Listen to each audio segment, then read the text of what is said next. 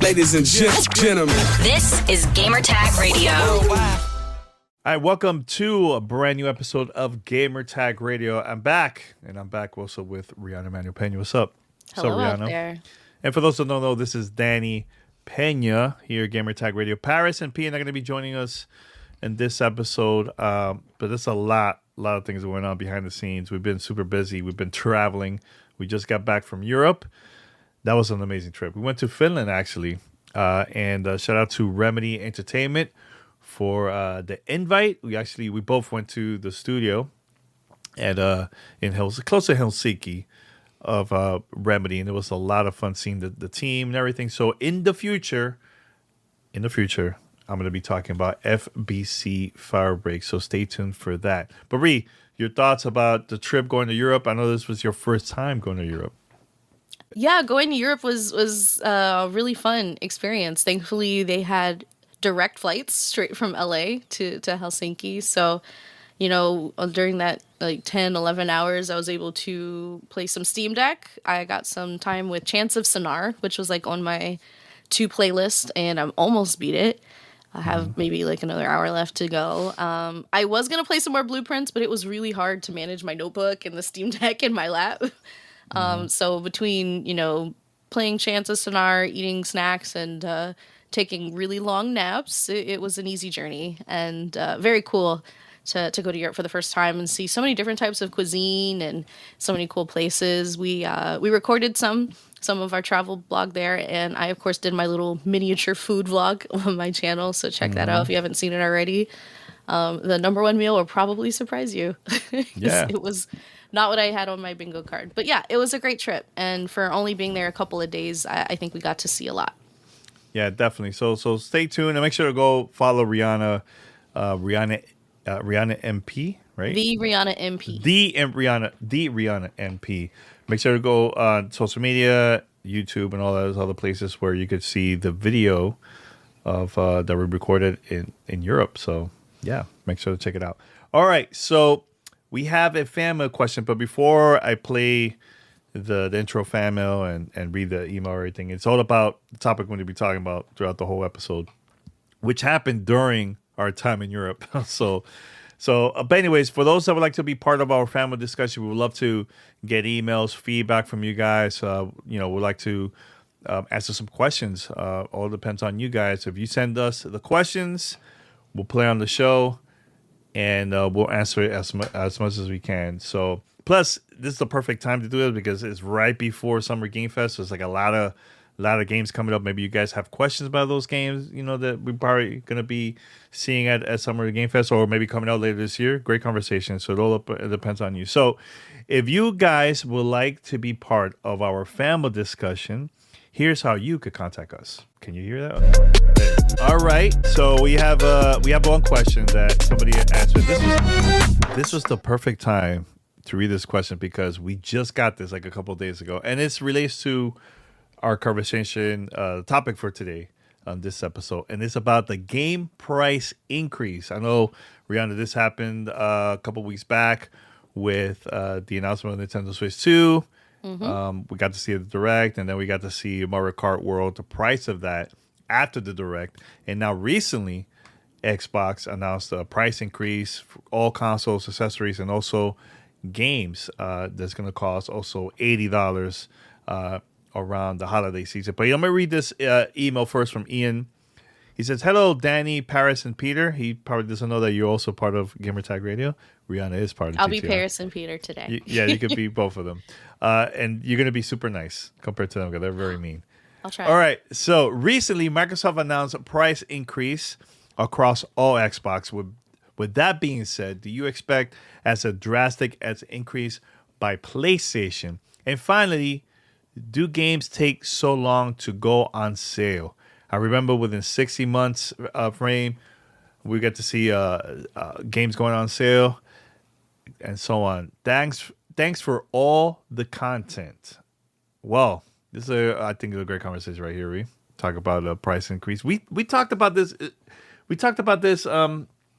I think it was a couple weeks back. We were in Las Vegas checking out WrestleMania. You know, we were getting ready, and we just had like a bunch of hours just free time, and we just started talking about games, and the conversation came up about price increase. This is a luxury now because I remember back in the days, back in the 80s, games were very expensive, and there wasn't that many people that had video games at that time. So I remember I had let's say a Nintendo, and my friend had a Sega Genesis.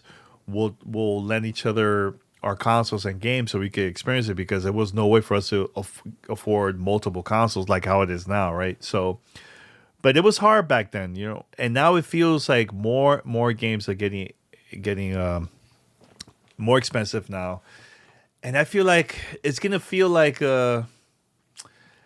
only an exclusive group of people is gonna have certain games, certain things, because it's just too expensive nowadays, you know. So, what do you think about that conversation that we had, and your thoughts about everything that's happening now? Yeah, I think it's interesting that whenever the conversation around games increasing in their pricing comes up, there is a certain camp of folks, or a certain number of people will point out the fact that games have not increased along with the what is that called? Inflation over time. And that, you know, in order to maintain whatever they used to cost back in, you know, 1980s, like you're referencing, they should be twice as much as they are right now for any typical AAA release, let's say. And we don't really have the same expectation of consoles. It is a very different beast, right? It's a different type of product. It has a different promise. It has a different intended return of investment for the people who are making and manufacturing and distributing them. So it is interesting, because I feel like we're having two different conversations at the same time, right? So game price increasing is, you know, not something I'm happy about, but quite frankly overdue, right?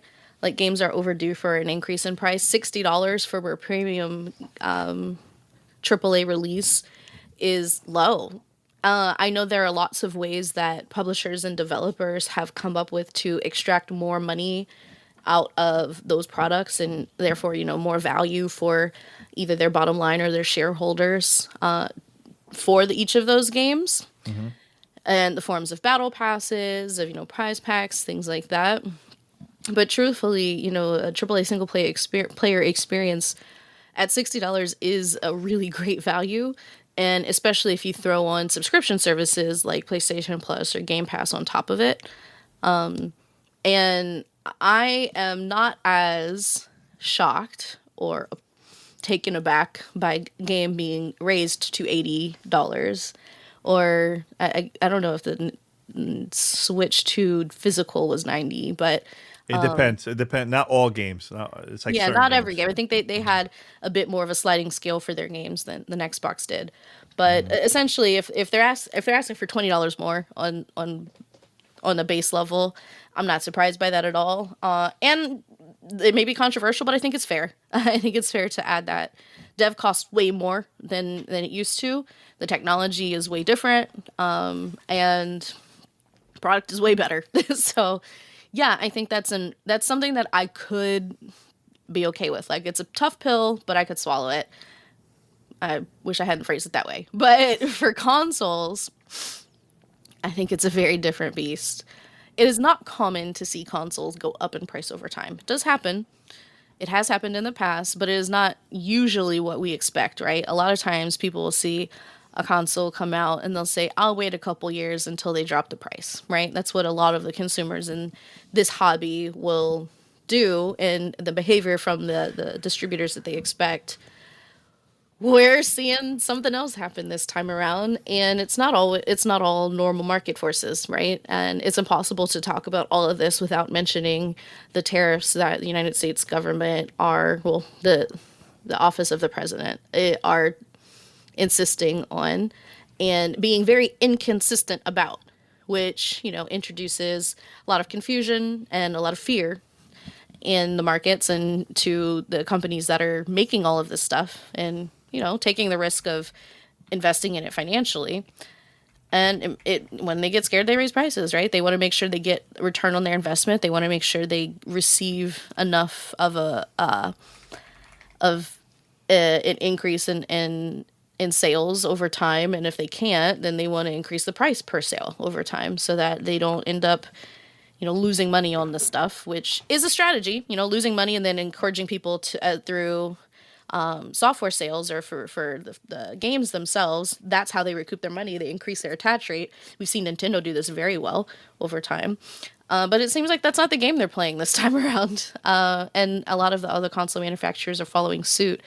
And this is not only happening in gaming, right? We're seeing retail prices on things raise in other industries and other hobbies. And gaming has always been a luxury hobby.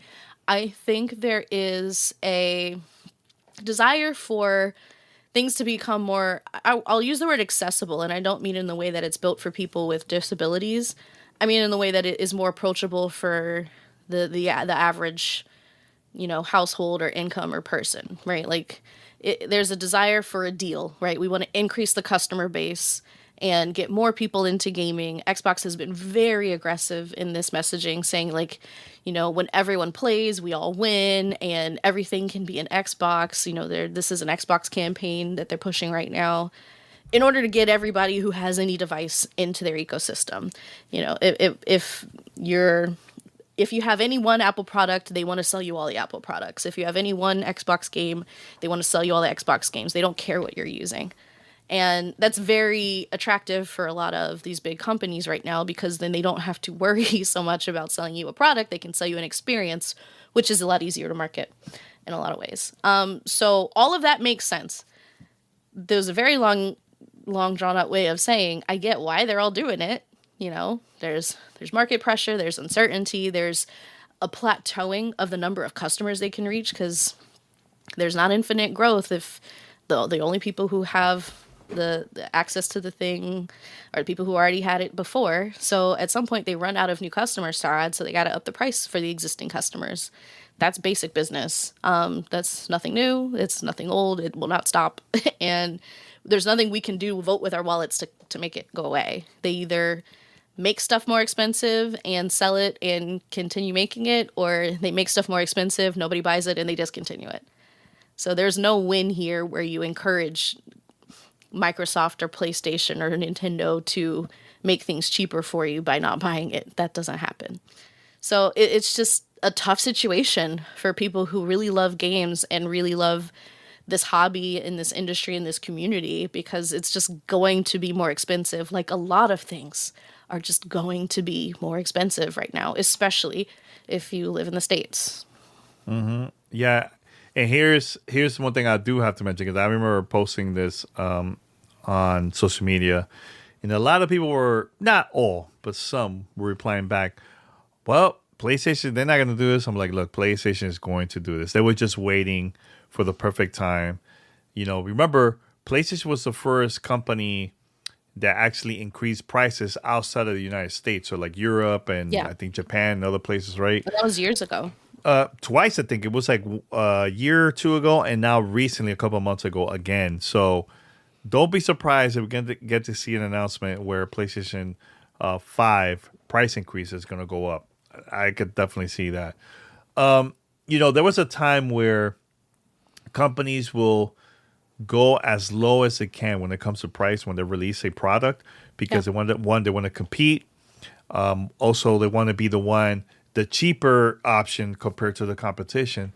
But like now is getting to the point where companies, like you said about the tariffs and stuff that's been happening also behind the scenes, layoffs and population, like new consumers hasn't been increasing at all, that they were just waiting for the moment to raise the price.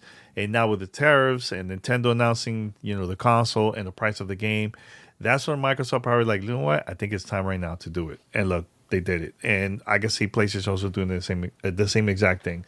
So that sucks, because there's people that probably want to buy new consoles, or probably they don't have an opportunity to buy a new PlayStation or an Xbox because they don't have that, right? They only have like maybe something else.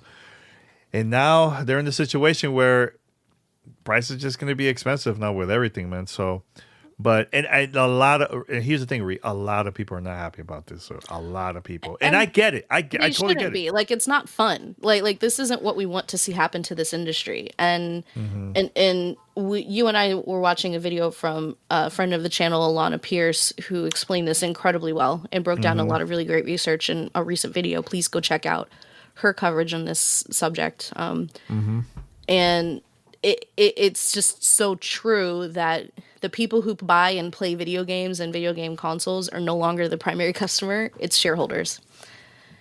And unfortunately, all shareholders care about is make more money than used to make. And it's impossible to sustain. And it's what they demand. Yeah. And we are literally just the engine that fuels investors. And it's frustrating.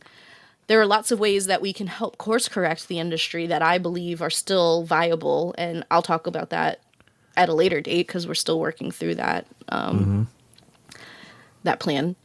You'll probably see that coverage somewhere completely different, like on my LinkedIn page. But yeah, like we're in a really tough spot right now, and a lot of industries are, right, where we've been farmed out to investment companies for the most part, and lots of corporate structures are sort of falling apart, and that includes your Microsofts, your Sonys, and to some degree your Nintendos of America, for sure.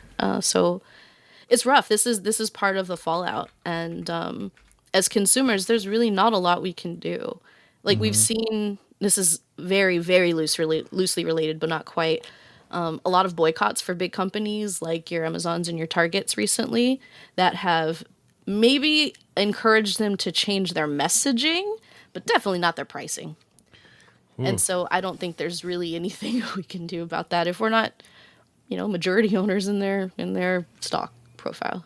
Yeah, actually, I'm going to show you something that kind of relates to this. So, I remember, I think a week ago, so we got to hear some news that Xbox has been doing great with games going multi-platform and all this stuff, right? Like there was like good press, right? Then a day or two after that, that's when we found out about the price increase, the news about that, right? And I'm like, man, there's things where Xbox, they're pretty good at, and there's other ones I'm like, ooh, I think they just want to let everything out now before Summer Game Fest and all the game showcase. And actually today, a couple hours ago, we got to hear about Gears of War Reloaded coming out for the Xbox Series X and S, Xbox, PC, cloud gaming, PlayStation 5 for the first time. PlayStation 5, that's crazy, and also Steam in the summer. So I'm going to show you something very quick. Where shout out to Paris. Paris was someone that actually mentioned this to me. Where here at the bottom, this by the way is a lot of information about Gears of War Reloaded. Make sure to check out Xbox Wire. There they'll show you everything. The game is going to cost $39.99, and it's coming out August 26th, later this summer. And here's the part that I was like, wow, this is consumer friendly because people haven't seen it yet. So as a token of our gratitude to longtime fans, Gears of War Reloaded will be a free upgrade for players who purchase the digital version of Gears of War Ultimate Edition prior to today's announcement. So if you purchase this before May 5th, you're going to get a code for you to download the game totally free. I think that's awesome. Right? That is awesome. It's definitely a make good and a nice gesture. And to be clear about my earlier comments, I don't think Team Xbox is driving any of this, the price hikes and all of that. Of course, they don't want to, draw people away from the hobby or from their community. This is coming from bigger guns, y'all. Yep, it's higher ups. This is from shareholders telling Satya, telling everybody at Microsoft, like, this isn't our old buddy Phil trying to say you guys need to pay us more for everything you already get. Like, nah, there's no. Yeah, and people don't really understand that because here's the thing. I think things it changed behind the scenes ever since our acquisition of Activision Blizzard. Like a lot of things has been changing, where we get to see now the games going multi-platform. all these changes, a bunch of stuff that we get to see from Xbox it wasn't like that before. Things have changed, man. So like, they have to do it. If their boss say, "Hey, they're gonna fight for it, right?"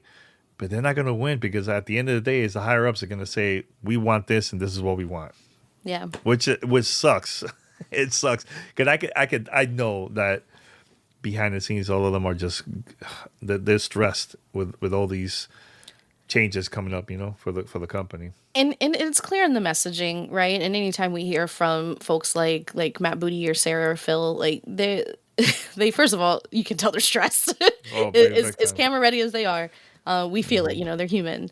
But they also just clearly like games. Like they actually enjoy when more stuff comes out and when more people can play it. So there's no world in which they're trying to limit access. Like that is the opposite of what they would want to see happen.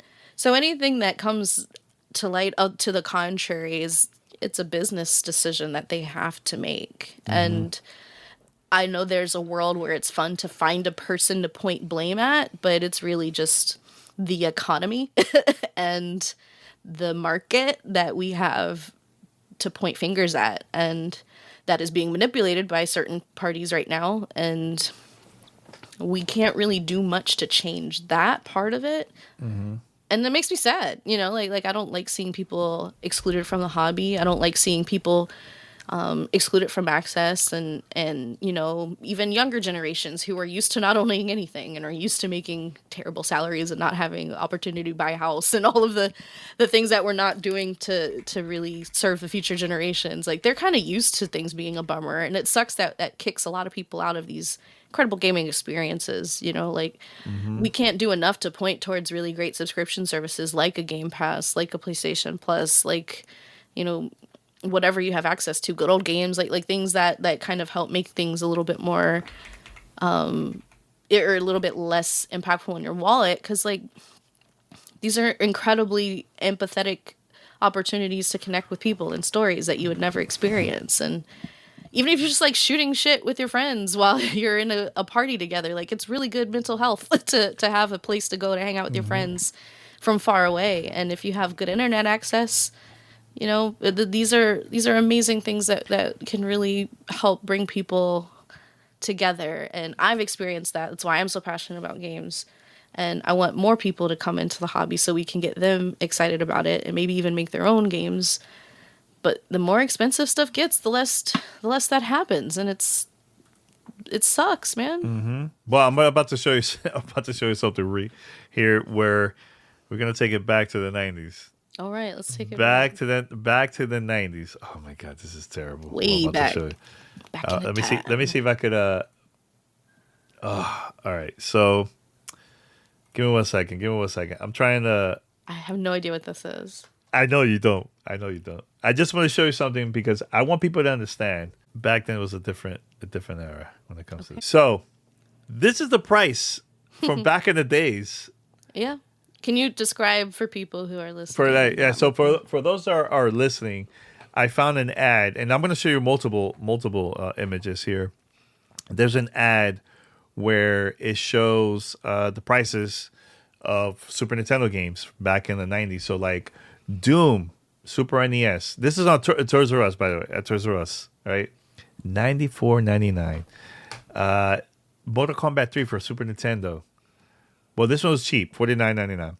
What about this one? Really Evermore, $89.99.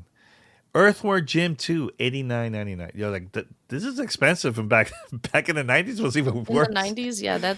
Obviously, if you do, let's do. Hold on, let me do equivalent for today. So yeah, go for it. I'm gonna find more. $94.99 in 1990. What? This is like put mid 90s, like 94, 95. I'll say in 94. Worth today $205. Oof. That's a lot. Well, here's another one. This is also Super Nintendo era. Killer Instinct first party game, $87.98. Wait, was this a first party game? No, it wasn't. It was an exclusive from Rare. $87.98. I forgot that Rare. I feel like I always thought that Rare was part of Nintendo back then, but they weren't. All right, Donkey Kong Country 2, $79.48. Punch Out, Super Punch Out, $79.98. Earthbound, $89.98. Donkey Kong Country, the first game, $79.43. Basically, 5 cents cheaper than than Part 2. Kirby Dream Course, $64.98. Tetris and Dr. Mario, that was back in the days. Same thing. I think it was like 2 games in one. $78.98. No, $79.98. Yeah, what's up? What's up? I was saying that's a deal, 2 for 1. 2 for 1. Man, so I don't want to go to that era. That era sucked. When it comes to prices. I didn't play every game in that era. I played it. I played a lot of these games. I remember buying a original NES game. It was back in those days. I would go to the store and it was like around these prices. Like back then, there was no rules. There was no rules when it comes to prices. You know, so especially there's also less competition and less competition. Honestly, less competition for people's time, which is kind of more the currency that we are fighting over than anything else. Mm-hmm. Yeah, I mean, I hope. I hope this is just temporary, you know. And here's the thing. Me too. I know a lot of people were asking, man, if it's expensive now, the Xbox Series X and S and all the accessories, especially also Nintendo Switch. Like Nintendo Switch 2, I'm okay with that price. I think that is a new console or whatever.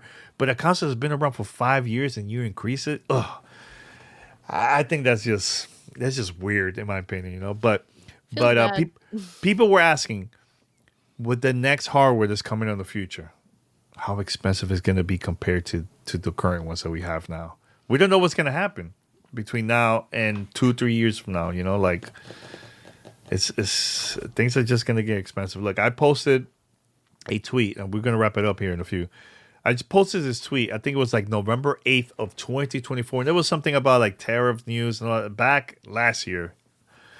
And I said to myself, man, games are going to be expensive. And I posted about it on social media. Man, that tweet went around a couple of days ago. As soon as they announced the price, I told you it was going to go up. Mm-hmm. Xbox, Nintendo, and let's see how long PlayStation is going to last with this price. Take advantage now. Go buy PlayStation right now this cheap before it goes up. I will say one thing that is potential, you know, I wouldn't call it a silver lining, but maybe a point in the plus column in the setup that has many things in the cons column is I hope this means we're looking for more cross-generation titles, like more titles given backwards compatibility. Maybe not at day one because they want to try to drive adoption for these new systems, but maybe we see more of the new games made back compatible for the PlayStation 5, Xbox Series X generation. You know, maybe we see more time and attention given to the current install base that would buy a new game if they could afford it, but they can't afford a new console and a new game. Like I'm hoping that that's something we can look forward to. Trust me, I've been trying to find the upside to this because I need positivity to keep me moving. But it's hard. It's really hard. Like it's a mixed bag for sure, and mostly bad. But that could mean that there's some really great experiences that are headed our way, even if you don't upgrade your hardware. And you know, fingers crossed that is something we see in the future. Yeah, definitely. No, but Ian, thank you so much for sending us this email question for us, fan mail. Make sure everybody they're watching or listening to send us more questions, and we're going to try our best to answer it here on Gamertag Radio. Anything else, Ree, before we wrap it up? I would say spend your money wisely wherever you feel is comfortable. If you would like to try to influence the decision of these companies to raise or lower the cost of their hardware in particular, not buying it is not going to change the price. So just be reasonable and do what you need to do for yourself. I would say don't overestimate the I guess commentary your purchasing decisions mean. Like, just do what's best for you. Like, it's not worth spending money where you don't have it or you can't spare it. And just, you know, invest in the experiences that you wanna have and be included in where you can. Definitely. Vote with your wallet matters a lot in some instances. I don't think this is one where we can do anything with our wallet. I think it's just open it or close it. So, choose your own adventure. Yeah. Well, everyone, thank you for listening to Gamertag Radio, and we'll be back in the future with more content here. So stay tuned. All right. Until next time. Sorry. This is Danny Peña and also Riana Manuel-Peña. There you go. Until next time, we're out. Bye.